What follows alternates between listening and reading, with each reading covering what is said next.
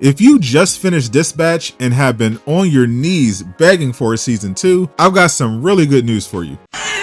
What it do, Direct Nation? Dispatch is currently in my top 3 favorite superhero games of all time, and a lot of fans agree, as it's become one of the most talked about games in the world over the last few weeks. So today I'm going to quickly break down the new updates we got about Season 2 from the game developers and actors, as well as the insane sales figures we just got. So if you appreciate these quick superhero updates, Hulk smash that hype button to share the news and let's get it. Because it's an indie game made by a small studio, the developers at Adhoc weren't sure about doing a Season 2. They took a big risk leaving Telltale Games to start a new studio and had a lot of issues even making Dispatch happen in the first place. But the surprising success of the game has changed everything. Dispatch debuted at a solid 12,000 concurrent players on Steam with the first 2 episodes, but as word of mouth spread, those numbers started to spike, leading to Dispatch selling a total of over 1 million copies in its first 10 days across PS5 and PC. Things got even crazier from there as the game reached a peak of 220,000 players on Steam for the season finale, so the game has probably reached the 2 million sales mark by now, or close to it, which will be an estimated $100 million